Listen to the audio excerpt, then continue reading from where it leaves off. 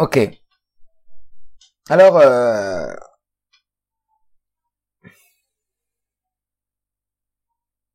savez que le rabbi de Lubavitch, il allait très très souvent à Ohel.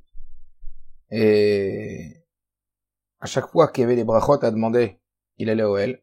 Et il s'est passé qu'un jour, le rabbi, il a été à Ohel un vendredi après-midi. Ou peut-être il a été le matin, je sais pas à quelle heure il est arrivé, mais en tout cas, hein, il est resté très très tard à Ohel. Et déjà, Shabbat, il allait rentrer. Vous savez que des fois, à New York, Shabbat, il rentre très tôt.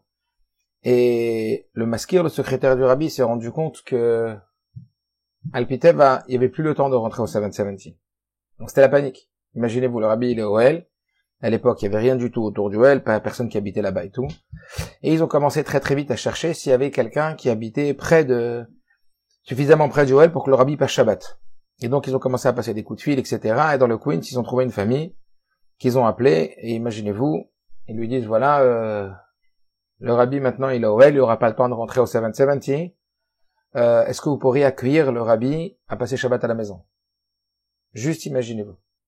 Une seconde. Et dans cette situation, vous êtes à la maison, on passe un coup de fil et on vous dit, voilà, pour telle et telle raison, le rabbi peut passer Shabbat chez vous. Dans quel état on est? Bien sûr, le rêve. En même temps, waouh, c'est très très très puissant. Et donc cette famille comme ça, le mari dit à sa femme, regarde, le rabbi va arriver à la maison, la femme dans quel état, le mari dans quel état, etc. Alors, je sais pas lesquels d'entre vous ont déjà un jour vu le rabbi dans leur vie. Personnellement, grâce à Dieu, je l'ai vu. Et je vous dis pas dans quel état on est quand on passe devant le rabbi. Pachout, il n'y a plus rien qui existe autour. Pachout, quand on passe devant le rabbi, on dirait que t'es devant le rabbi, il n'y a plus personne, il n'y a plus rien. Une concentration, une focalisation, mais incroyable. Voilà qu'on nous parle de Avraham Avinu, que c'est pas le rabbi qui reçoit, mais c'est Akadosh Baruch Hu. Déjà, hein, demandons-nous, qu'est-ce que Dieu veut nous faire savoir? Avraham Avinu, il a fait la Brit Mila. Il a 99 ans. Vaïra alav Hashem. Et Dieu, pour la première fois, à ce point, il se montre à un être humain, à Abraham. Abraham, il reçoit Dieu lui-même. Shrina, il reçoit, la Shrina c'est la présence divine, il reçoit Dieu lui-même. Je sais pas si Dieu vient faire Bikucholim. Comprenez le message qu'il y a derrière. Il n'y a pas plus puissant que ça. C'est pas le rabbi qui reçoit maintenant, c'est Dieu qui reçoit. Et là, qu'est-ce qu'il va se passer? Il va se passer que Avraham Avinu, il va se détourner de Akadosh Baruch Hu pour aller chercher les invités. Il voit de loin 3 invités, il se lève, il va les chercher.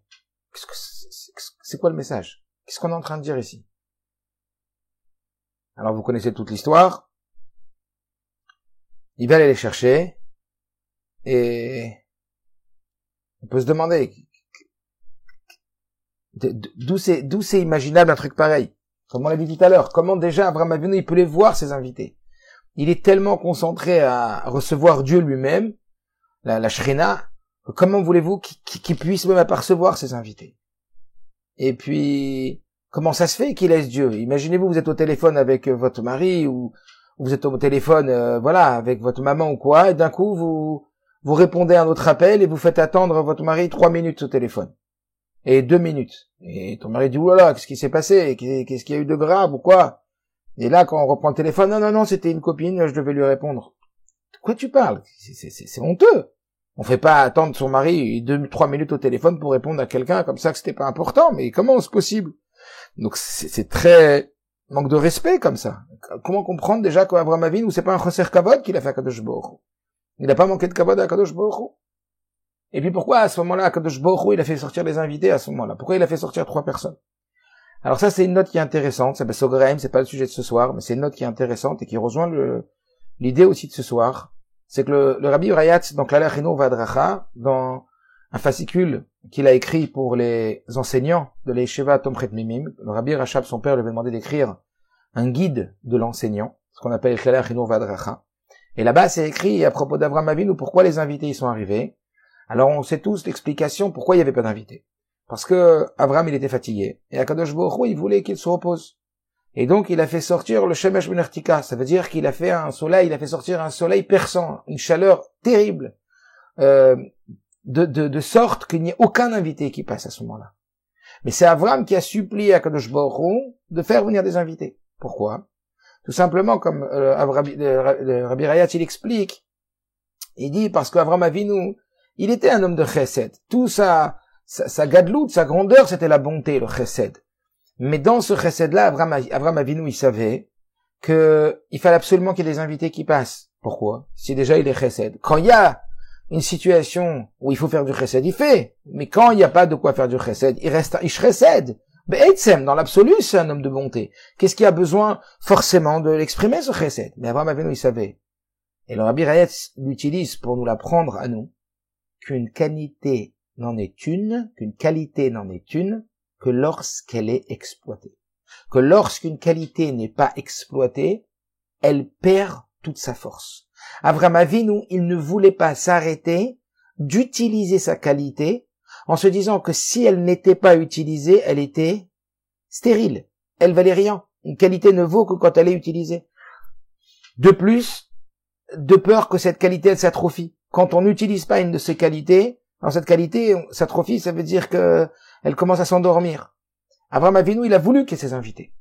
Alors voilà que on nous replonge dans l'histoire. Il y a Abraham Avinu qui reçoit, c'est pas le Rabbi qui reçoit, mais c'est Akadosh Baruch Hu Be'atzmo, il reçoit Dieu, la Shrina. Il y a des invités qui arrivent, et là, qu'est-ce qu'il fait? Il voit ses invités, il va les chercher, et il laisse Dieu. De là, vous le savez toutes, on apprend, dans la Gemara, c'est ramené, et Rashi le ramène, que de là, on apprend que Mikan, Achnasat Tochim, que de recevoir des invités, c'est encore plus élevé que de recevoir Dieu lui-même. Waouh! C'est-à-dire, c'est des mots qu'on a peut-être entendus, mais c'est pas forcément des mots sur lesquels on s'est arrêté, et on a posé de la conscience. Qu'est-ce que ça veut dire?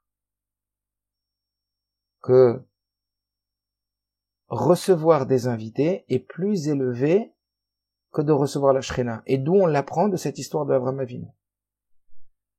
Plus que ça, on va dire que toute cette histoire, elle s'est vraiment passée, mais elle a été fabriquée par le grand metteur en scène qui s'appelle Hachem, et qu'en vérité, il n'y avait aucune autre possibilité que de montrer la grandeur de recevoir des invités Achnasat Tochim, si ce n'est qu'au travers une situation telle qu'elle est décrite dans la Torah, où on voit que Abraham reçoit Dieu, et met Dieu, Kaviachol, il laisse Dieu de côté pour aller chercher les invités. C'est-à-dire c'est comme si c'était un cas d'école, une situation support, pour pouvoir exprimer le fait que de recevoir des invités, c'est plus haut que de recevoir Dieu. Comment auriez-vous voulu l'exprimer au travers d'une histoire, si ce n'était qu'au moment où on recevait Dieu lui-même? Imaginez-vous, il reçoit le rabbi et il va s'occuper d'un pauvre homme qui passe comme ça. Eh bien, la même chose ici. La Gemara, elle dit qu'en réalité, tout le Inyan ici, c'était quoi? C'était de montrer la grandeur, l'importance de recevoir des invités. Achnasat Tochim. Alors voilà. Ce soir, on va se poser la question de comprendre un petit peu qu'est-ce que c'est que ce message. Qu'est-ce que c'est que ce message de très bizarre? Alors que dire que Achnasat Tochim, c'est une mitzvah gdola beseder? Que de recevoir des invités, c'est une grande mitzvah? Oui, c'est du chesed, c'est gimilut chasadim. On sait très bien que Akadosh Baruch Hu, il attend de nous que on s'occupe de chacun, et d'ailleurs si Avraham Avinu il était s'occuper des invités, c'est bien parce qu'il savait Baruch HaKodesh que c'était ça que Dieu il attendait. Il n'a pas outragé Dieu. On voit bien qu'Akadosh Baruch Hu il n'en a pas tenu rigueur du tout, et bien au contraire. Donc en réalité, Avraham Avinu il savait que Dieu ce qu'il voulait c'était qu'on allait s'occuper des invités. Mais pourquoi mettre à un rang aussi élevé, à une dimension aussi élevée, le fait de recevoir des invités? On aurait pu exprimer autrement que toute sa vie, Avraham Avinu il a reçu des invités, et comme vous le savez, c'était comme ça que par le fait de leur donner à manger et à boire, c'est-à-dire faire des tovot, faire du bien, il allait après les sensibiliser à Vaikra Beshem Hashem Kelolam, à la conscience que tout vient de Dieu et que donc ils devaient être reconnaissants vis-à-vis de leur Créateur. Ok, on aurait pu dire qu'Abraham toute sa vie, il a reçu des invités, etc. Mais pourquoi mettre au niveau, c'est comme si on mettait Eicher ou Noch Eicher. On met haut et on met encore plus haut. C'est quoi le plus haut? Comme si c'est quoi le plus haut? C'est quoi le plus haut? Ben, le plus haut, c'est Kabbalat Shrina. Le plus haut, c'est de recevoir Dieu lui-même. Il y a plus haut que de recevoir le rabbi? Il y a plus haut. Oui, recevoir Dieu. Comprends pas? Tu imagines, il y a des gens, que je me rappelle, une fois une personne, elle m'a dit, j'étais en France, j'habitais avec quelqu'un d'âgé, c'est toujours moi qui recevais à la maison Rav Kadouri. Vous imaginez ce que c'est recevoir Rav Kadouri à la maison? Vous imaginez des gens qui recevaient Bassalé à la maison? Vous imaginez ce que ça veut dire? Des Gdolim chez Bedor, des Tzadikim. Maman, qu'est-ce que c'est ça? C'est quoi ce niveau? Alors imaginez-vous recevoir Kadosh Baruch Hu. La Torah, elle a mis en avant, Kadosh Baruch Hu, il a mis en avant cette Nekuda de te dire, je veux te montrer combien c'est chashuv en Asatochim. Et comment je vais te le montrer en te disant que c'est encore plus haut que Kabbalat Shrina. Que si un jour tu as le choix entre recevoir la Shrina et recevoir des invités, c'est d'abord recevoir les invités avant de recevoir la Shrina. Incroyable. C'est-à-dire même en l'étudiant cette année, quand j'étudiais la Sikha, c'est dans l'écoute des Sikhot Raf E, que le Rabbi explique tout ça, franchement, ça m'a chamboulé ma vision dans la Satochim. Et évidemment que quand le Rabbi va expliquer tout ça, c'est pour que, voilà, ça bouge quelque chose à l'intérieur de nous, ça modifie nos repères, ça modifie l'importance, la chashivut de cette mitzvah. Donc en tout état de cause, voilà ce que la Torah dit. Que de cette paracha, on apprend de Avraham Avinu que Kabbalat Pnei Shrina, en vérité, il y a plus haut, c'est Arnasatochim. Arnasatochim est plus haut que de recevoir la Shrina. Maintenant, on va essayer un petit peu de comprendre le sens de cette mitzvah, comprendre qu'est-ce qu'il y a tellement dans cette mitzvah, pourquoi c'est aussi, c'est plus haut que de recevoir la Shrina. Maintenant, mieux comprendre cette mitzvah. Qu'est-ce que vous diriez? Qu'est-ce que vous pensez? Pourquoi? Allez, réfléchissez un peu, posez-vous la question. Pourquoi recevoir des invités, c'est plus important que de recevoir la Shrina, alors qu'il n'y a pas. Vaikra Beshem Hashem Kel Olam, recevoir Dieu, c'est... Pourquoi? C'est quoi le message?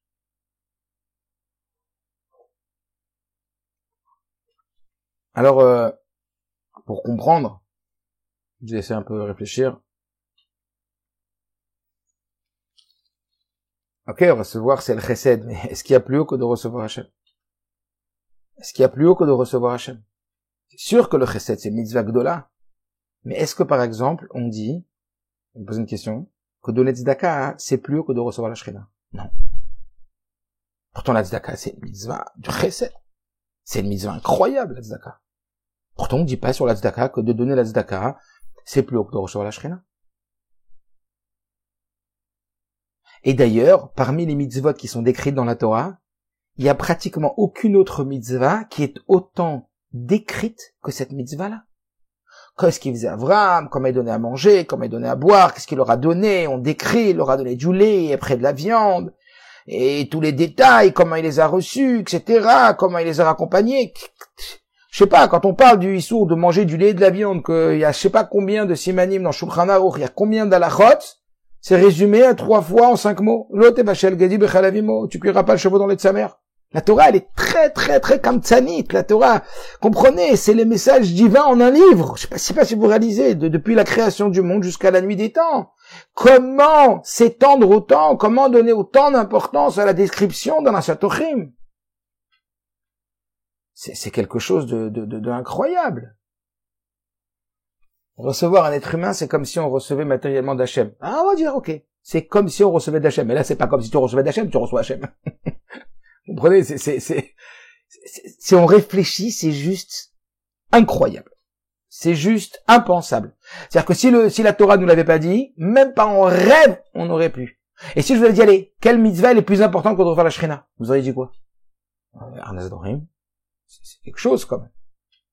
Non.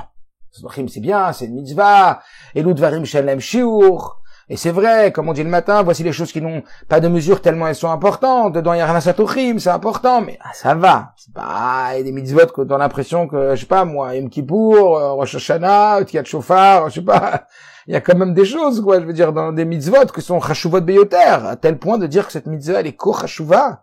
Cette mitzvah elle est plus que recevoir le Pnei Shrina, je sais pas, tout ce qu'on fait c'est pour recevoir la Shrina, je veux dire, comprenez ce que je veux dire? Il y a des mitzvot que, quand même, c'est des mitzvot importantes, quoi. Tarat mishpacha, kashrut, Shabbat.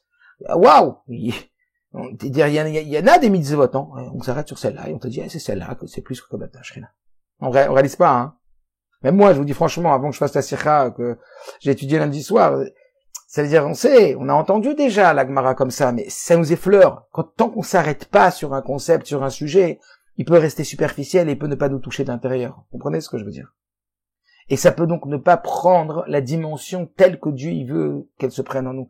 C'est pour ça qu'on doit étudier un peu Beyoun, c'est pour ça qu'on doit étudier en profondeur, qu'on doit rentrer dans les Sichot du Rabbi, qu'on doit comprendre comme une bara, quand on étudie d'un pasouk dans une Gemara qui le décortique et qui le détaille, après quand on relit le pasouk, waouh, c'est ce qu'on appelle pile-poule. Pile-poule, c'est faire sortir un éléphant d'une fève. Pile-poule, ça veut dire que c'est ça. On va prendre conscience de la grandeur d'une chose, bien qu'elle nous paraissait infiniment petite.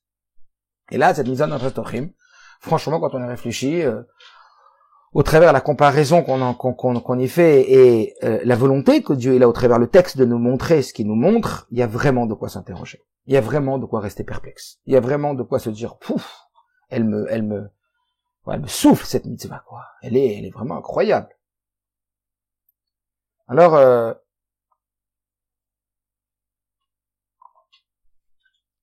on va aller regarder dans Rambam. Enfin, je suis le mahalach de la Sicha du Rabbi pour l'instant. On va aller regarder dans Rambam ce que Rambam il dit sur cette mitzvah-là. Maïmonide, qui est le Mishneh Torah, celui qui tranche toutes les halachot. Qu'est-ce qu'il dit sur cette mitzvah-là? Alors, je vous cite pas le texte, mais vous pourrez aller le voir. Là-bas, le Rambam, il explique et il dit que il y a une mitzvah, tout de suite il dit de levaya, de raccompagner ses invités, parmi d'autres mitzvot. Ensuite, il dit dans la halakha suivante, et il dit que, en vérité, il y a un schar gadol, schar meroubé, levaya minakol. Le salaire de raccompagner ses invités à la fin, donc, de l'accueil, quand on les raccompagne, quand on les ramène, merouba minakol. Il est plus important que tout. Après, il explique que de recevoir des invités, c'est de leur donner à manger, de leur donner à boire, etc. Et puis alors là, à la fin, il dit quelque chose qui nous scotche complètement. Il dit donc, Gdola Nasatochim, donc comme je l'ai dit, grand est la Nasatochim, plus que de recevoir la Shrina, la présence divine, recevoir Dieu lui-même. Et il dit, Kol she'eno, tout celui, she'eno melave, tout celui qui ne raccompagne pas son invité, keilu shofer damim. Tout celui qui ne raccompagne pas son invité, c'est comme si il versait du sang. Waouh! Qu'est-ce qu'on voit? On voit que Rambam, il s'arrête sur cette mitzvah de Anasatochim, plus particulièrement sur un détail de la mitzvah. Le finish, le dernier moment, la levaya, qu'on sait que c'est important aussi, pas seulement d'accueillir bien un invité, pas seulement important de lui donner à manger, à boire, mais aussi de le raccompagner. Ok, c'est un détail. C'est un détail dans toute l'histoire de la Mizan Satorim. Mais Rambam, comme on dit, Kor, ça veut dire Rambam, il va rentrer de façon très très prononcée dans cette étape de cette Mizan Satorim, qui est de raccompagner un invité. À tel point qu'il dit, c'est le Schar Gadol plus que tout le reste que de raccompagner son invité. Plus que ça encore, il dit que tout celui qui ne raccompagne pas son invité, c'est comme s'il avait été chauffeur d'âme. Que les Chachamim disent. C'est comme s'il avait versé du sang. Alors là, c'est vrai que, verser du sang, c'est énorme. Si tu tué quelqu'un, t'as pas raccompagné ton invité, tu comme tu l'as tué. C'est troublant. Je pense que vous partagez mon étonnement, ça veut dire c'est incroyable, quoi. D'abord, pourquoi mettre l'accent aussi fort sur le fait de raccompagner l'invité? Et ensuite, pourquoi comparer ça au fait de ne pas le raccompagner à verser du sang? Alors c'est vrai que ça, on aurait pu dire que ça ressemble à une mitzvah que vous connaissez peut-être, celle de Egla Rufa. La mitzvah d'Egla Rufa, c'est quoi? C'est que lorsque on va trouver que Dieu préserve un cadavre dans les champs, eh bien, et qu'on ne sait pas qui l'a tué, eh bien, c'est le Beit Din, le tribunal de toutes les villes avoisinantes, qui vont aller prendre un mètre et qui vont aller mesurer la distance qu'il y a entre la ville et le cadavre. Et celui qui est, le Beit Din qui est donc appartenant à la ville qui est la plus proche du cadavre, devra amener une Egla Rufa. Il devra amener une vache et il devra lui taper sur la tête et la tuer, etc. en disant, ce n'est pas de notre faute s'il est mort. Ce n'est pas de notre faute dans le sens, on l'a pas laissé partir tout seul. On l'a pas laissé sans manger, sans boire. On s'est occupé de lui, quoi. On l'a raccompagné. Dans le sens que si on l'avait pas raccompagné, peut-être que oui, ça aurait été de notre faute. Et qu'il aurait rencontré des brigands, etc. Donc c'est pour ça qu'on ramène des invités. Et d'ailleurs, important de vous rappeler, on le verra aussi par la suite, ça fait 24 ans que Yosef il a quitté donc Yaakov Avinu, bien plus tard dans l'histoire, et il se retrouve donc à dire que quand les frères reviennent d'Égypte, en sachant maintenant que Yosef est en vie, alors que tout le monde pensait que Yosef était mort, ils reviennent voir leur père et ils disent à leur père Yaakov, énorme nouvelle papa, Yosef il est vivant, et Yaakov il les croit pas. Et à ce moment-là, qu'est-ce qu'il voit Yaakov? Il voit les agalotes, il voit des calèches qui sont remplies de biens que Yosef leur avait donnés. Et tout de suite, le souffle de Yaakov reprend, il est extrêmement joyeux et il croit dans les paroles de ses enfants que Yosef est en vie. Pourquoi? Quel siman, quel signe y avait-il derrière cette calèche? Vous le savez peut-être. Eh bien, c'est parce que derrière cette histoire de calèche, il a tout de suite perçu le message codé que Yosef avait envoyé à son père au travers ses calèches, parce qu'en vérité, Yosef lui dit, papa, sache que je n'ai pas oublié la dernière halakha qu'on a appris ensemble. Et c'était laquelle? La dernière halakha qu'il avait appris avec son père, avant de partir en Égypte, et que depuis tout ce temps-là, il avait plus aucun contact, a priori, avec le judaïsme, et il lui a montré par cela que spirituellement, il était au moins aussi haut que, même plus, mais au moins aussi haut, et qu'il n'avait rien lâché à tout ce qu'il avait comme niveau avec son père, c'est que quand il lui amène ses agalotes, quand il lui amène ses calèches, il signifie à son père, par ce message codé, papa, je n'ai pas oublié la dernière halakha qu'on a étudiée ensemble. Et ce n'est pas anodin pour qu'on ait étudié cette dernière halakha. C'était la halakha de Egla Roufa. Ils avaient étudié ensemble, justement, la halakha de Egla Roufa, qui était donc justement de mesurer la distance qu'il y avait entre un beddin et un cadavre. Et il avait dit, papa, je sais que quand je suis parti aller voir mes frères, la dernière fois qu'on s'est vu, tu m'as raccompagné, tu as fait la mitzvah de levaya. Et quand tu m'as raccompagné, alors tu m'as expliqué qu'en vérité, on devait toujours accompagner un invité. Et on va voir que Yosef, c'était pas un invité, mais quand même, on va comprendre. Et qu'en réalité, quand tu m'as raccompagné, alors tu m'as dit, tu sais, on doit accompagner un invité, parce que regarde, quand on raccompagne pas un invité, il peut se passer des dommages. Et c'est d'Afka pour ça, c'est précisément pour ça que le Beddin, il doit amener une Egla Roufa pour justifier qu'il n'a pas oublié, qu'il n'a pas négligé le fait de ramener son invité et de lui avoir donné tout ce qu'il avait besoin. Ça voudrait dire déjà par là que cette partie-là, cette dernière partie qui est de raccompagner des invités serait quand même une partie que on valoriserait de façon importante. Parce que voilà que Yaakov, que Yosef, il aurait tenu avec cette c'est ce qui lui aurait permis a priori de tenir en Égypte. J'ai pas oublié cette dernière halakha, elle m'a trotté dans la tête cette halakha, et cette halakha elle m'a fait tenir. Alors il y a des explications à Pierre Sidoud qu'en vérité le cadavre dans les champs, c'est quelqu'un qui va dans le business, et parce qu'il va dans le business il devient un cadavre, ça veut dire il oublie sa spiritualité à cause de la matérialité. Et Yosef il voulait signifier à son père, tu sais papa, c'est pas parce que j'ai été dans les champs que j'en ai oublié ma spiritualité, c'est pas parce que j'ai été le mashbir, c'est pas parce qu'aujourd'hui je suis le number one dans le business aux États-Unis, en Égypte et les États-Unis de l'époque, que pour autant je suis devenu un cadavre spirituel. Et c'est pour ça que Yaakov il a vécu. Parce que quand les enfants de Yaakov ils sont venus dire à Yaakov, papa Yosef est en vie, il s'est dit mais il est en vie dans quel état spirituel? S'il est le prince d'Égypte, c'est que spirituellement il doit être mort.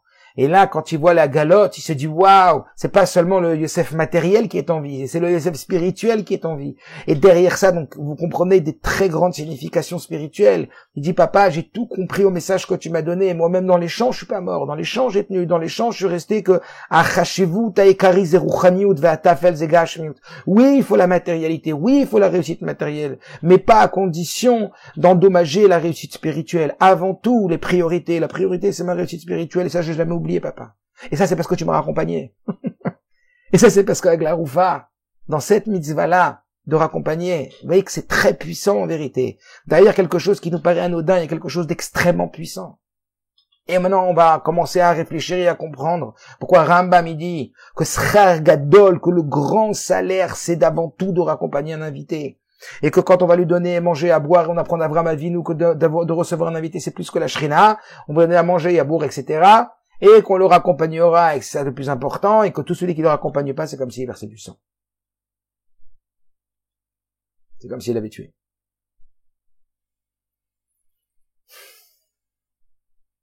Alors, dans cette sikha, le Rabbi demande,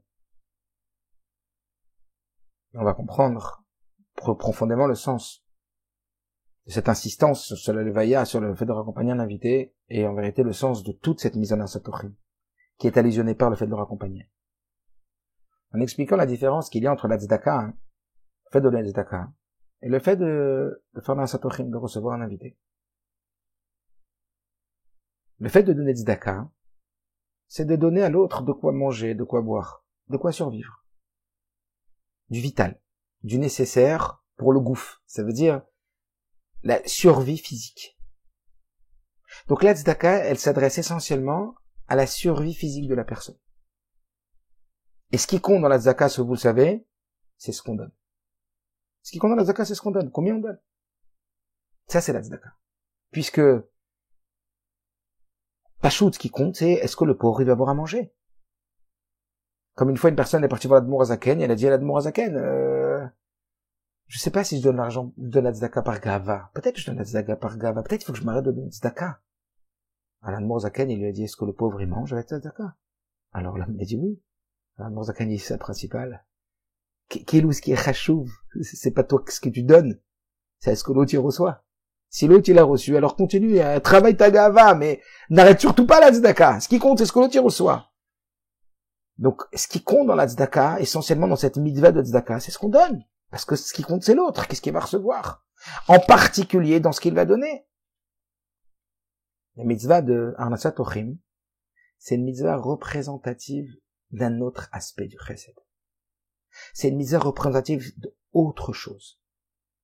Ce qui compte, c'est pas ce qu'on donne. Mais ce qui compte, c'est comment on donne. La mitzvah de Arnasat Ochim, au travers ces mots du Rambam, nous permettent de comprendre qu'il n'y a pas seulement ce qu'on donne, mais il y a comment on donne. Et comment on donne, c'est ultra important. Tellement important que quand on dit que de recevoir un invité, c'est plus important que de recevoir la shrina, ça voudrait dire que c'est plus important comment tu le donnes que ce que tu donnes. Au point qu'en réalité, on va comprendre au travers ces levaya, le fait de raccompagner un invité, que c'est de ça qu'on parle en vérité maintenant. Que toute la nekuda dans la satochim, c'est quoi? Tout le point de recevoir un invité, c'est quoi? C'est kama la sim lève la zoulat. Kama yesher patiout la zoulat. Comment on fait attention à l'autre? Comment on donne de l'attention? Comment on prête de l'empathie? On essaye de regarder qu'est-ce qu'il est son besoin nafshi, le besoin de son être. Pourquoi? Parce que lorsqu'on parle de raccompagner quelqu'un, on va dire qu'il n'y a pas de nécessité. Il y avait des gens qui n'avaient pas où passer Shabbat, tu les as invités. Ils n'avaient pas où manger, ils n'avaient pas où dormir, ils n'avaient pas où boire. Tu leur as donné à manger, tu les as accueillis, tu les as donné à manger, tu les as donné à boire. Tu leur as donné où dormir. Il a fait. Bon, après, au revoir, bye bye. Ça y est, moi aussi je suis fatigué, ça y est. Shalom à l'Israël, tu les raccompagnes. Non. Pourquoi tu les raccompagnes? C'est du plus. C'est pas nécessaire. Leur donner à manger, leur donner à boire, leur donner où dormir quand ils ont pas, c'est des passants, c'est des voyageurs, ils ont pas où manger, ils ont pas où dormir, ils ont pas où boire. C'est magnifique, vous avez vu, quand les Breslev, ils sont partis, ils ont voulu aller à Ouman et il y a eu un problème, et beaucoup des shlouchim, ils ont aidé à trouver où dormir, où manger, c'est extraordinaire. C'est fabuleux. Et ça, c'est de la survie. La choutre nefesh, ils avaient besoin, c'est Shabbat, ils ont besoin de manger, ils ont besoin de boire, ils ont besoin de dormir. Mais les raccompagner. Zelo echichi. C'est pas obligatoire de les raccompagner. Il n'y a pas de nécessité dans le fait de les raccompagner. Alors pourquoi on insiste tellement sur le fait de raccompagner? Parce que la partie de la mitzvah de les raccompagner, elle nous montre que ce dont on parle, c'est de quelle façon tu vas les accueillir. Qu'est-ce que tu vas leur apporter à part la nourriture? Qu'est-ce que tu vas leur apporter à part un lit et de la boisson?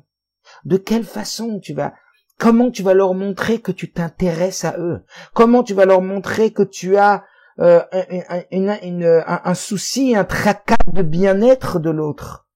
Tu te prends la tête sur son bien-être.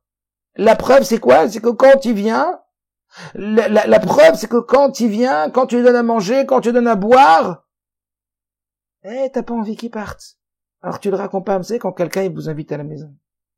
Puis il vous raccompagne, il vous montre que c'est difficile pour moi que tu partes. J'aime bien être avec toi, c'est un kiff. Tu sais, c'est comme parfois voilà, on va dans des shiurim, on rencontre des gens et les gens ils ont pas envie que tu partes, on les descend dans l'ascenseur. Mais c'est pas parce qu'ils font la mitzvah de levaya. C'est parce que dans leur tête, ils ont envie encore de parler avec toi. Donc ils descendent, ils travaillent. Tu sens que c'est douloureux pour eux. Donc tu sens que tu comptes pour eux. T'as chachouv, bishvilam. T'es important pour eux. Qu'est-ce que c'est cette partie de l'Evaya? C'est la représentation du sentiment d'importance que tu donnes à l'autre. Je répète. En vérité, cette dimension de l'Evaya, cette part de la Levaya qui a priori englobe toute la mitzvah dans la Satorim, puisqu'encore une fois, quand on voit dans Rambam il dit Srer Gadol, le grand salaire plus que tout, c'est la Levaya. Le grand salaire plus que tout quand tu reçois quelqu'un, c'est de le raccompagner, c'est-à-dire la partie qui est purement représentative de l'attention et de l'empathie que tu donnes à l'autre quand tu lui donnes quelque chose. Et cela, le Rabbi dans la Sircha nous dit, va être effectif non seulement dans le fait de le raccompagner, mais aussi dans le fait de lui donner à manger et à boire. C'est-à-dire de quelle façon tu vas lui donner à manger? De quelle façon tu vas lui donner à boire? Combien à ta doeglo? Combien tu te soucies de l'autre? Comment, avec quelle qualité? De quelle façon tu vas lui donner cette chose-là? Et c'est ça, en vérité, qu'il y a dans cette mitzvah de l'Evaya, dans cette partie de l'Evaya. Et c'est d'ailleurs pour ça aussi qu'on va nous dire que quand à la fin du Rambam, il dit que tout celui qui raccompagne pas, c'est comme s'il versait du sang. Ça veut dire quoi? C'est comme s'il avait tué son invité. Comment tu l'as tué? Tu lui as donné à manger, tu lui as donné à boire, tu lui as donné un lit, tu l'as pas raccompagné, tu l'as tué. Ça s'appelle chauffeur d'amis, mais c'est le Rambam dans les halachot. On n'est pas en train d'être maxime. Ça veut dire que là, on n'est pas en train d'exagérer. On n'est pas en train de la pousser. Comme si tu sais quoi? Imaginez que vous savez pas. Et je vous dis, tu sais quoi? Recevoir des invités, c'est plus haut que recevoir Dieu. Ah, t'exagères. Ah, t'as maxime. C'est ce qu'on appelle de l'exama. C'est trop. Tu vas trop loin, là. Je sais pas. Non. Non, je vais pas trop loin. C'est ce que la Gemara elle dit, c'est ce que la Torah elle nous décrit, ce que la Gemara elle a compris de la Torah, et ce que on voit qu'Avraham il a laissé de côté la présence Kabbalat Ashrina pour aller recevoir les invités. Waouh, moi je savais pas que c'était aussi important que ça. Et alors tu peux m'expliquer c'est quoi exactement la Satorim? Parce que c'est quoi, donner à manger, à boire, donner aux gens à boire? Non, c'est pas ça. Le Ikar, c'est pas ça. Et pour ne pas qu'on se trompe et qu'on pense que c'est ça l'essentiel. Alors Rambam dit dès le début, très grande mitzvah de raccompagner ses invités dans la halakha Aleph. Et le Rambam continue, dit Srer Gadol de raccompagner ses invités. Et il faut leur donner à manger et à boire, et on apprend de Avraham Avinu la mitzvah de Chesed, de donner à manger et à boire, etc., etc. Plus grand la Satorim que Kabbalat Ashrina, et plus particulièrement, Rachamim disent que tout celui qui raccompagne son invité, c'est comme s'il avait versé du sang. C'est-à-dire que Rambam, il n'est pas là pour nous faire, pour nous décorer le tableau. Il est là pour nous permettre d'aller chercher la substantifique moelle, la ma'out de la mitzvah. Rambam, dans Mishneh Torah, c'est un livre de halakha. Ça, c'est précis. Il vient nous dire, sache précisément, et comme ça le rabbi nous apprend à lire le Rambam, sache précisément ce qu'est la mitzvah dans Satorim. C'est le souci de l'autre. C'est lui montrer un intérêt, c'est d'être dans un mode que quand tu t'occupes de quelqu'un, c'est pas parce que tu t'occupes de lui ou que tu lui donnes, quand tu dois lui donner quelle achria, tu lui donner pour, tu lui donnes, tu sais. Ça, c'est la tzedaka. Oh, même la tzedaka, Rabbi dit dans la Sircha, faut être pas dire faute. On sait très bien ce que ça veut dire de donner la tzedaka sans un sourire à quelqu'un. Bien sûr que c'est très important de donner un sourire de regarder le rabbi d'une personne quand tu donnes tzedaka, pas baisser ta tête, pas être négligent, pas parce que c'est un pauvre, Hashem Ishmor. Rien que de donner un sourire, même quand on n'a pas de quoi donner tzedaka, on fait un sourire, on lui a donné de la vie, on lui a donné de la valeur. Mais cette Nekuda là, ici, pourquoi on dit que c'est plus haut que Kabbalat Pnei Hashrina? Parce qu'un père, il préfère qu'on s'occupe de ses enfants que qu'on s'occupe de lui. Quand un père, il voit qu'on s'occupe de lui, et puis qu'il y a ses enfants qui ont un besoin quelconque, surtout un besoin nafshi, un besoin d'attention, un besoin de valorisation, un besoin de souci. Imaginez-vous. Moi, je sais, je suis père. Si quelqu'un, il s'occupe de moi, ça va me toucher. Il va me donner de l'importance, il va me donner de la chashivut, il va me donner du kavod, il va avoir des repatioutes pour moi. Mais si je vois qu'il se donne pour mes enfants, mais ça va me touche encore 1000 fois plus que moi. C'est pour ça, en vérité, Kadosh Baruch Hu, bien sûr qu'il veut qu'Abraham ait acheté les invités. Bien sûr que c'est ça que Kadosh Baruch Hu, il veut. Mais ne pas se tromper. Ici, on n'est pas en train de parler de recevoir des invités dans sa dimension limitée, mais dans sa dimension beaucoup plus vaste. Et c'est pour ne pas qu'on se trompe qu'au Rambam, il va marquer essentiellement le point qui est de raccompagner, qui signifie, tu sais, peut-être que l'autre, plus encore de t'en manger, de ta boisson, il n'a pas tellement besoin que tu donnes à manger et à boire. Il peut se débrouiller. Il a besoin d'avoir un toit. Il a besoin d'avoir des amis. Il a besoin d'avoir, il a besoin de se sentir aimé. Il a besoin de se sentir que les gens, ils se soucient de son bien-être. Et ça vaut quoi? Ça vaut plus que recevoir la shrina. Waouh. Waouh. Quel bilan cette sikha va nous amener à faire dans la vie. Quel bilan ça va nous amener à faire. Et pas seulement avec des invités. Parce que les premiers invités, c'est tous ceux qui sont pas nous-mêmes. Revenons à l'histoire de Yosef et de Yaakov. Egla Rufa. Yosef, quand il monte la gala et qu'il dit à son père, tu sais papa, tu sais pourquoi j'ai tenu 24 ans et que ma kippa n'est jamais tombée et que mes titis sont jamais tombés et que je suis resté un chassid meoulé? Parce que tu m'as raccompagné. Ça veut dire quoi? Parce que tu m'as donné un amour inconditionnel. Parce que tu m'as donné de l'air patiout. Parce que quand j'étais jeune, tu m'as donné de la valeur de moi-même. Tu m'as montré que j'étais chachou. Si tu m'as raccompagné, c'est que je comptais à tes yeux. C'est ça qui m'a tenu. Vous vous rendez compte? Combien aujourd'hui, même dans les domaines médicaux, on explique toute la confiance en soi, elle vient de l'estime de soi. La confiance en soi, c'est ce qui permet au passage à l'acte. L'estime de soi, c'est la valeur de soi. Et de quoi elle est construite, l'estime de soi? De quoi? Elle a été construite à partir de l'amour inconditionnel qu'on a reçu de nos parents. Donc vous croyez croire que ça s'adresse que aux invités? Mais à plus forte raison, ça s'adresse pas qu'aux invités, ça s'adresse à notre conjoint, ça s'adresse à nos enfants, comme on voit avec Yosef et Yaakov. Vous comprenez? Ça veut dire que ici on est en train de s'arrêter sur un point qui est fondamental. Combien tu mets d'attention pour l'autre? Quelle qualité tu donnes quand tu donnes à l'autre? Combien ça te touche l'autre? Alors peut-être qu'il faut revoir. Quand on regarde, on voit quelqu'un et on lui dit comment ça va, qu'on fasse un cheshbon. Combien béhémet nos gals à nous, comment ça va? Il y a deux façons de demander à quelqu'un comment ça va, vous comprenez? Il y a deux façons de partir de la maison, d'arriver à la maison. L'accueil. Le départ. Difficile de donner tellement de temps à nos enfants. Peut-être que c'est au moment de la parasha de Vaïra, de se remettre en question. Et de se dire peut-être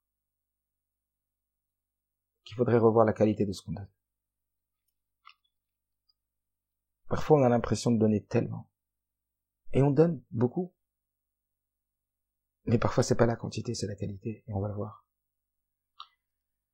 Je me rappelle que, il y a quelques années, j'ai fait une conférence sur le Shalom Bayit, un couple. Et c'était une courte conférence. Et puis, à la fin de la conférence, c'était une conférence avec presque que des des personnes qui avaient un certain âge, étaient tous posés dans leur vie, c'était a priori presque tous des médecins. Des médecins, voilà, des gens qui étaient des chercheurs, des gens qui, on va dire que, des gens qui réfléchissaient beaucoup. Et c'était donc lors d'un séjour. Et donc après la conférence, on allait manger. Et puis la femme d'un des médecins, qui était a priori un médecin qui avait, je me rappelle de lui, écrit pas mal de livres sur différents sujets. Il a écouté peut-être quelques demi-heures. Et puis cette femme, elle descend voir ma femme après la conférence, ils sont montés dans leur chambre, c'est dans un hôtel, ils descendent. Enfin, la femme descend, elle voit ma femme, elle lui dit, mais qu'est-ce que votre mari, il a pu raconter à mon mari? Qu'est-ce qu'il a dit, votre mari, dans la conférence? Alors, ma femme, elle dit, je sais pas pourquoi. Elle dit, parce que mon mari, on a 30 ans ou 35 ans de mariage. Mon mari, il est monté dans la chambre, et il m'a posé une question que de toute sa vie, il ne m'a pas posée. Et cette question, elle m'a touché au plus profond de mon être. Alors ma femme, elle lui dit, c'est quelle question? Elle lui a dit, il est rentré dans la chambre, et il m'a appelé, et il m'a dit, dis-moi, comment tu te sens? Elle lui a dit, quoi? Elle lui a dit, ouais, comment tu te sens? La femme, elle a dit, tu me demandes à moi comment je me sens? Elle dit, ouais, comment tu te sens? Comment ça va? Comment tu te sens? Ça paraît rien, hein. Elle a senti, peut-être aussi fort pour la première fois, que son mari, il se souciait véritablement d'elle. Vous comprenez ce que ça veut dire, ça? Beaucoup de psychologues, ils disent, c'est difficile de s'occuper de chaque enfant. Alors des fois, on passe 1 heure avec un enfant. Mais en même temps, on est sur le téléphone. En même temps, aujourd'hui, on veut faire tout en même temps. On n'est pas là, ici et maintenant, pas une chose à la fois, on veut faire 36 choses à la fois. Et parce qu'on croit que ça fonctionne, on sait pas tous les dommages collatéraux que ça a de faire 10 choses en même temps ou 2 choses en même temps. Mais un enfant, quand on va s'agenouiller, on va le regarder, on va lui demander comment ça va quand tu rentres de l'école. On va regarder que lui, on va lui parler qu'à lui. Et on va se concentrer à 100% sur lui. Pendant 3 minutes. Vous savez l'énergie que ça va lui donner? Vous savez la force que ça va lui donner? On peut même pas imaginer. Peut-être énormément plus. 10 fois, 100 fois plus. Que si on était resté 2 heures avec lui. Et qu'on avait passé son temps à parler d'autre chose. À regarder autre chose. À regarder son téléphone. À faire d'autres choses. On parle de la qualité du rapport humain. La qualité du souci qu'on a vis-à-vis de l'autre. Et ça, c'est pas une question de quantité ni de temps. C'est une question de qualité. Et d'investissement et de souci intérieur. Regardez un enfant et lui dire comment tu vas? Comment tu te sens? Il rentre de l'école. Un sourire. De rentrer à la maison et de sourire à sa femme. Ça va? De sourire à son mari. Comment tu te sens? Comment ça va? Non, vraiment. Ça va? Comment ça nourrit? À tel point qu'au Rambam il dit que quand t'as pas Erpatiut à Zoulat, tu peux donner à manger, tu peux donner à boire, tu l'as pas raccompagné? Ça veut dire que t'as pas fait la chose que t'as montré que ça te touchait? T'as pas la simlev, tsumatlev, t'as pas l'attention? Qu'il faire damim. Peut-être ça qui l'a tué. Ça va le tuer. J'ai été invité, mais je comptais pas tellement. J'étais là, mais mes parents, ils m'ont jamais regardé. J'étais là, mais mon mari, il est là, mais il me regarde pas, je n'intéresse pas. Ces yeux, ils convergent pas vers moi, ils me regardent pas qu'à moi, il y a pas un moment où je suis que moi. Rappelez-vous, une fois on a donné cette définition de la communication. C'est quoi la communication? C'est pas échanger, la communication. C'est pas quand l'un il parle, l'autre il écoute et en même temps il est en train de penser à ce qu'il va répondre et il lui coupe la parole et il parle. C'est pas ça la communication. C'est pas chacun il parle à son tour. C'est pas ça non plus la communication. Rappelez-vous de cette définition, elle est énorme. La communication ne commence que lorsque j'écoute l'autre. Uniquement pour le comprendre et pas pour lui répondre. Waouh. La communication ne commence que lorsque j'écoute l'autre pour le comprendre et pas pour lui répondre. Et pour le comprendre, pas intellectuellement mais émotionnellement. C'est de cœur à cœur. Je veux comprendre ce que tu ressens. Je veux te montrer que je t'accompagne. Je veux te montrer que ça me touche. Mais vous vous rendez compte ce que ça vaut, ça? Tu nourris pas le corps, tu nourris beaucoup plus. C'est pas le gouffre. Le Rabbi dans la Sikha dit, quand tu nourris alimentairement quelqu'un, tu nourris son gouffre. Quand tu nourris de Arnasatochim, quand tu nourris de Levaya, quand tu nourris de Tsumat Lev, quand tu nourris d'attention quelqu'un, tu nourris son âme. Et le Rabbi dit Shofer Damim, c'est vraiment Shofer Damim, pas seulement lui verser du sang physique, mais lui verser du sang plus profondément. Quelqu'un, on peut le tuer quand il sent qu'il n'est pas important. Quand il sent qu'on lui donne pas d'importance, on lui donne pas de valeur. Combien d'enfants ils ont été brisés à l'école à cause de ça? Combien d'enfants ils en sont sortis parce qu'ils ont reçu ça? Combien on en parle en ce moment? Combien on le pointe du doigt? Combien aujourd'hui c'est le Icar? C'est mamache le Icar. C'est mamache l'essentiel. De savoir quand on consacre un petit peu de temps, mais à fond. On le fait avec, vraiment, on donne toute sa personne. La communication ne commence que lorsque j'écoute l'autre pour le comprendre. Et le comprendre émotionnellement. L'accueillir. C'est une façon de tsumat lev. Et le plus grand, alors tu sais pourquoi? Ranasatochim, c'est recevoir l'invité. Pourquoi c'est plus dans le vaya? Parce que recevoir, tu dois le recevoir pour donner à manger, pour donner à boire. Mais comment tu le reçois? Comment tu lui donnes à manger? Comment tu lui donnes à boire? C'est représentatif de est-ce que tu le raccompagnes ou pas. Parce que si tu le raccompagnes, c'est megale milta le mafria. Ça révèle rétroactivement que depuis le début, ça touche cette personne-là. Et c'est ça qu'elle va recevoir. Alors Rabbi explique que déjà, la tzedaka, c'est plus pour celui qui donne. La gemilut chassadim, le chesed, c'est plus pour celui qui... Pardon, c'est plus pour celui qui reçoit, excusez-moi. La tzedaka, c'est celui qui reçoit. Mais gemilut chassadim, ce inyan-là, c'est plus pour le chesed que la personne du balabait, que lui, il donne. Il donne du chesed, il donne de lui. Et même, le Rabbi dit, c'est aussi celui qui va recevoir, puisqu'il va recevoir cette tsumat lev. Et le Rabbi dit, ça explique pourquoi. Regardez comment c'est magnifique ce que le Rabbi explique. Il dit, ça explique aussi pourquoi il fallait que cette mitzvah, elle soit faite, pas comme vraiment la mitzvah doit être faite. Puisqu'en vérité, c'était des anges, c'était pas des hommes. Donc en vérité, c'est que pour des hommes qu'on doit faire la mitzvah Satochim. Donc en vérité, Avraham Avinu, il devait pas se détourner vers ses anges. Alors est-ce qu'il savait, il savait pas, quand est-ce qu'il a su, etc. Il a su avant de les raccompagner. Comme ça, avant de les raccompagner, il a su que c'était des anges. Ok, au début, il était les chercher, il savait pas, on va dire. Nirrak, il savait pas, alors Kolva, il va voir Kodesh. Mais, on va dire comme ça. Mais quand même, pourquoi les raccompagner? Parce que le Rabbi dit, pour nous montrer que même si c'était pas des hommes, c'était des hommes, t'aurais pu dire qu'il a donné à manger, à boire, vraiment, qu'ils avaient besoin de boire et de manger. Ils n'avaient pas besoin de manger et de boire. Ils avaient besoin que de l'attention d'Avraham Avinu. Et ça, il leur a donné à Avraham Avinu.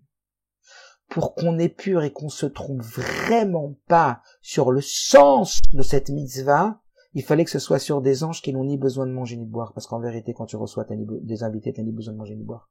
En vrai, les enfants, la femme, elle a ni besoin de manger et de boire avec son mari. Et ni le mari, il a besoin de manger et de boire avec sa femme, ce qu'il a besoin, c'est le tsumat lev, c'est l'attention. C'est juste énorme. Et vraiment, cette paracha, cette sira, elle doit vraiment, je sais pas ce que vous en pensez, mais vraiment nous remettre en question soi-même sur la qualité de l'attention qu'on emporte à l'autre. Que quand on va être en contact avec quelqu'un, c'est tellement important de le nourrir émotionnellement, nafshi, de nourrir sa chashivut atzmi.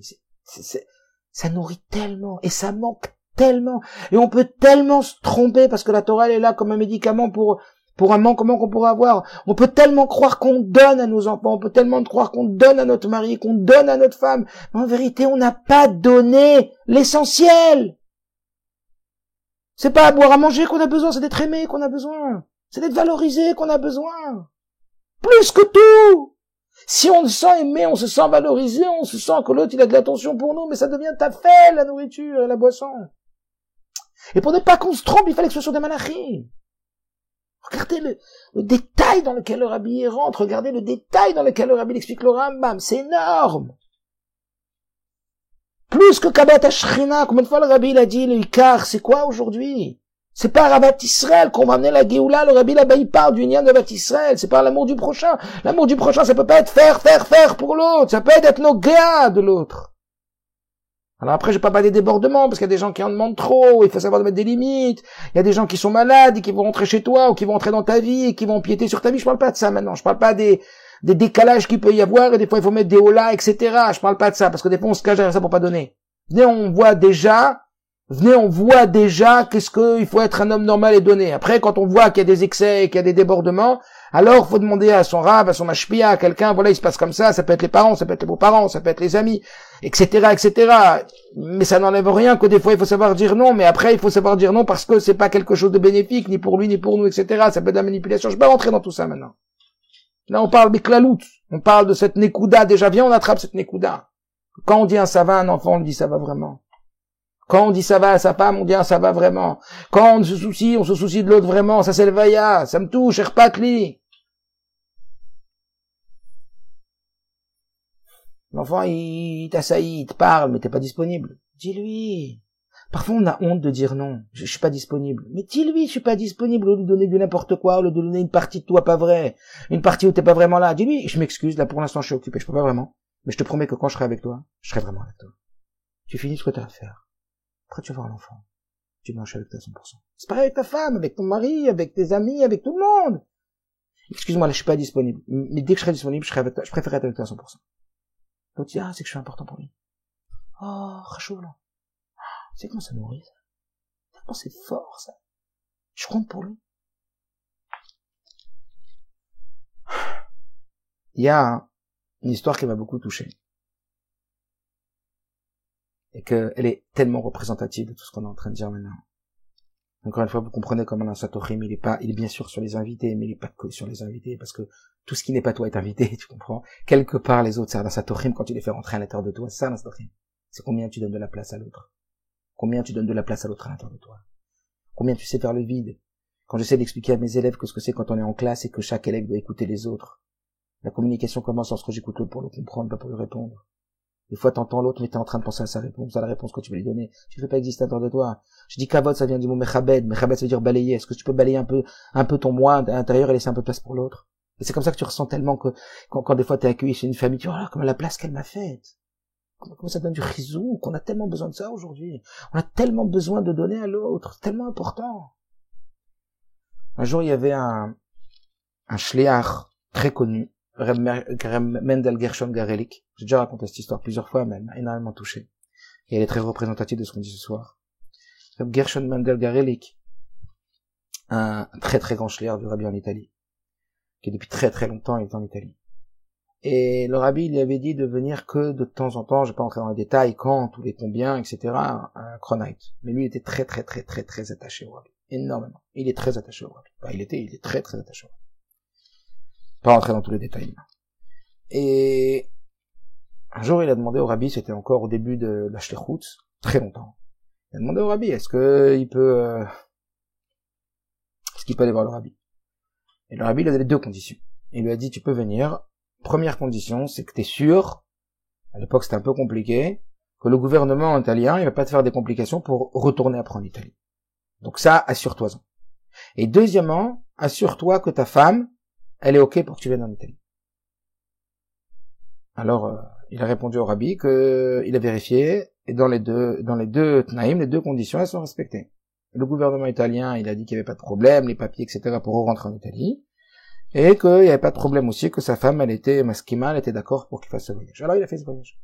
Et quand il est arrivé chez le rabbi, il a donc vu le rabbi, etc. Pour lui, c'est un match très très très chassid, c'est-à-dire attaché au rabbi belev nefesh. Et le rabbi, il a demandé, qu'est-ce que tu vas ramener à ta femme comme cadeau?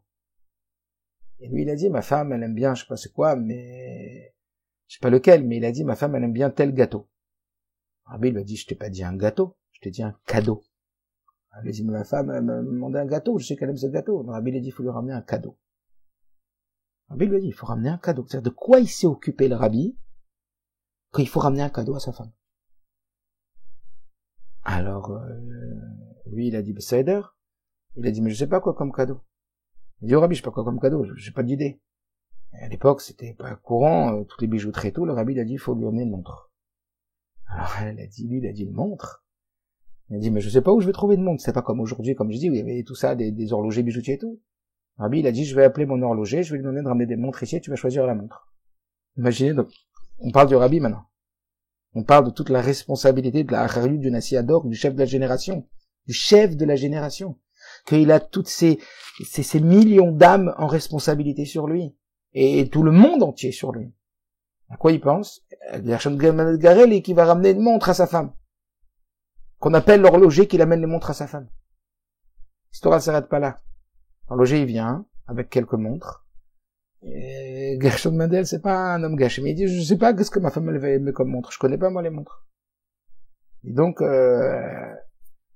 Maskirut, il dit alors, qu'est-ce qui s'est passé, etc. Et ils informent le rabbi que Rabbi Gershon Mendel Garelli, il sait pas c'est quoi la montre qu'il veut. Est-ce que vous pouvez imaginer que le rabbi, il a demandé à voir les montres? Le rabbi, il a regardé, il y avait 3 montres.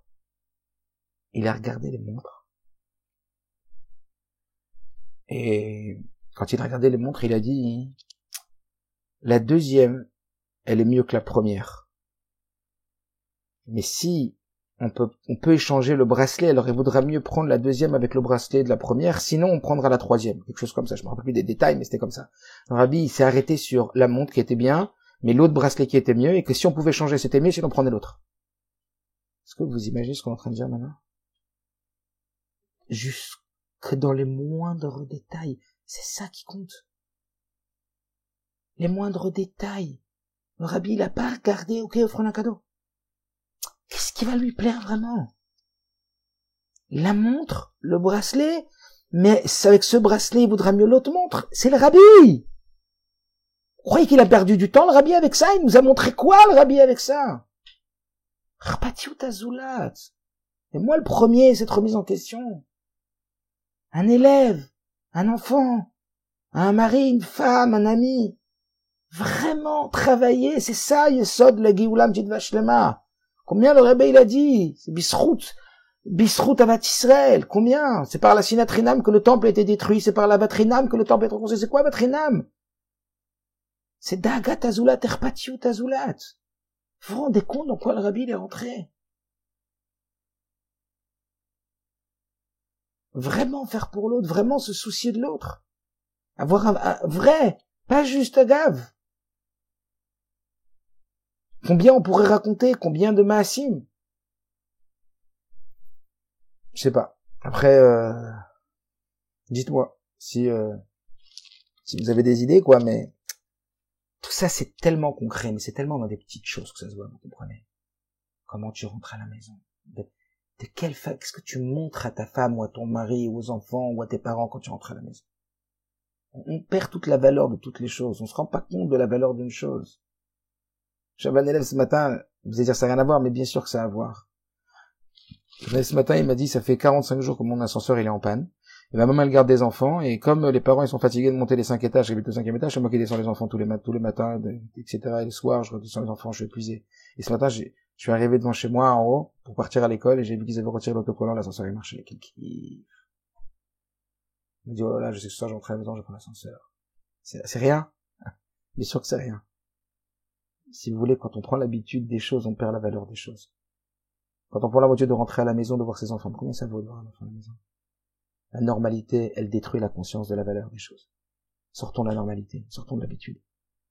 Ce qui compte tellement un enfant quand il va voir son papa ou sa maman qui sourit, quand vous allez voir votre mari, votre femme, quand vous allez voir quelqu'un qui vous sourit quand il vous rencontre, Erpatiuta Soulat, ça paraît rien, c'est tellement infime détail. Les vaillards accompagner un invité après lui avoir donné à manger, à boire un lit, c'est tellement un détail. Mais c'est ça qui compte! S'il n'y a pas ça, il n'y a rien. S'il n'y a pas ça, je suis khoudamim. S'il n'y a pas ça, tu l'as pas nourri. C'est ça, nourrir quelqu'un.